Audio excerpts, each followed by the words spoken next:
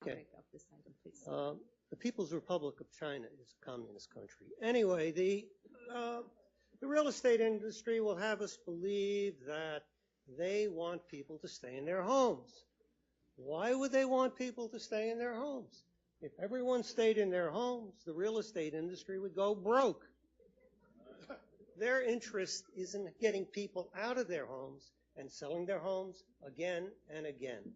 This is the scam by the real estate board that they want to keep people in their homes is total hypocrisy. Thank you. Thank you. Bob Sharp.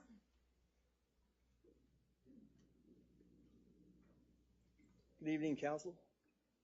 My name is Bob Sharp. I'm a resident of El Sobrante. I'm also a member of the El Sobrante Valley Planning and Zoning Advisory Committee. So I do some volunteer work with the interests of my community. And I'm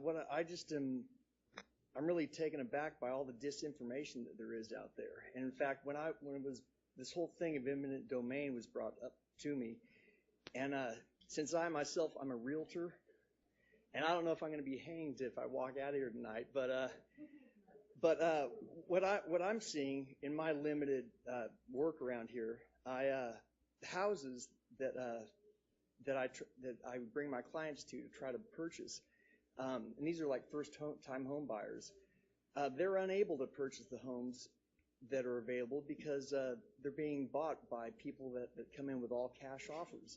And I see these as being investors that are not going to be living in these homes. They're going to be non-owner occupied homes. And I'm not, I saw Jeff Wright here, and he's a colleague. I don't know him personally, but I think he's a good man. And but when I went to the last town hall meeting, there's nothing that I heard there that was really compelling me to change my point of view.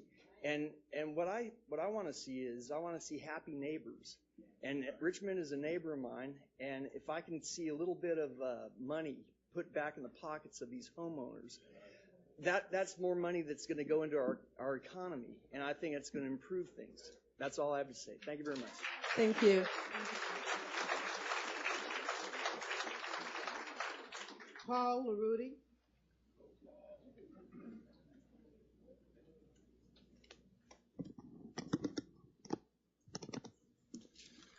Hi, my name is Paul LaRuti, and I'm a resident of Richmond, but my family is from Wall Street.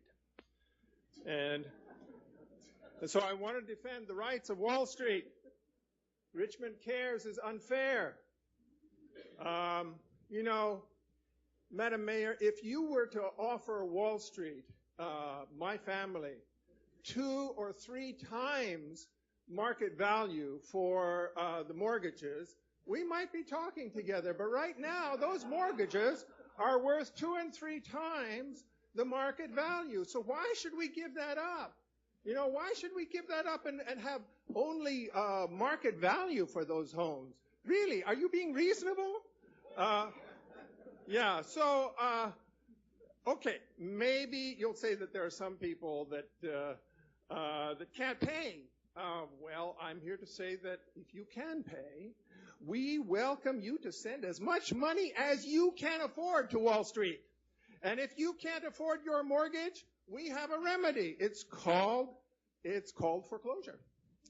And with foreclosure, don't worry about us not getting our money. We will collect it from the insurance, and we will sell those houses. It doesn't matter what we sell them for afterwards. Anyway, we're selling them really to ourselves, and so we'll make money off that. So don't worry about us. We'll be fine. Don't worry. And so that is, I want to say that this is a win-win situation because it's the real estate developers that will get those homes after they're foreclosed. And believe me, the real estate developers will make a mint off it. So this is a win-win situation. We at Wall Street win, and the real estate developers win. This is what I call a win-win situation.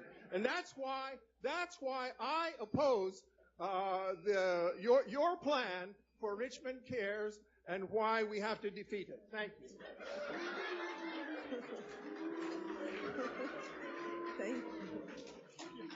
All right, next speaker. Zach Ware.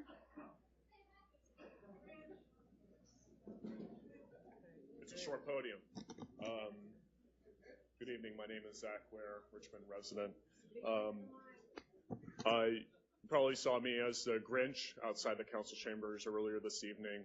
Felt that was pretty appropriate. And I just want to first say, in all seriousness, that I hope that you hold in your prayers the families in this city who are at risk of foreclosure and losing the roofs over their head right now.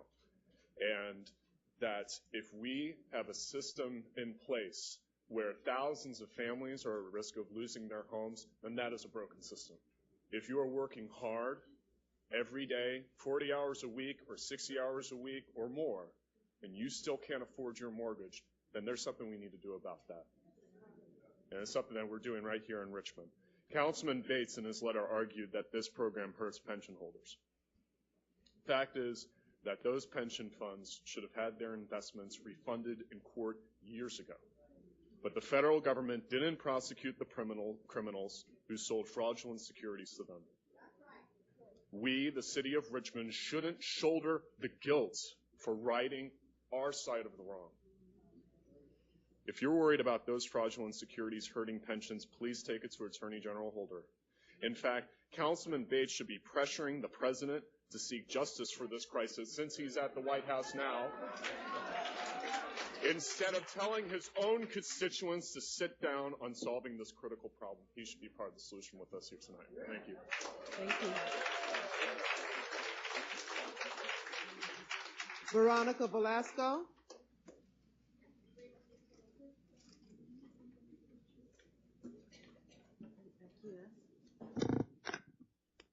Buenas noches, miembros del concilio. Mi nombre es Verónica Velasco. Bueno, para nosotros sería muy agradable poder tener esta ayuda, porque de esa manera nosotros podemos poner un plato de comida tranquilos en nuestra mesa, poder tener a nuestros hijos con no lo suficiente, pero lo necesario. Mi esposo ahorita necesita agarrar otro trabajo para que nosotros podamos tener lo suficiente para completar para el pago de la casa. Yo espero y le pido a Dios que de veras este plan lo aprueben y que se lleve a cabo para que a todos nos beneficie. No queremos hacernos ricos, solamente necesitamos tener lo suficiente para vivir y tener una vida justa. Gracias. So in translation, she's a Richmond resident, and she's saying that she's not asking to get rich off of this program. She needs this program. Her husband has a second job just to barely make the monthly mortgage and to have food on the table for her children. So she's praying to God that this program could help her because there's nothing else in place. Thank you. Yolanda Cervantes. Buenas noches. Mi nombre es Yolanda Cervantes y soy residente de Richmond. Tengo 22 años viviendo aquí y estoy aquí en apoyo del tema de la alcaldía Artículo H que avanza el programa Richmond Care. Soy un dueño de casa bajo el agua y veo el impacto de la crisis de viviendas en mi comunidad, que mucha gente perdió sus casas donde yo vivo y ahora las casas están solas.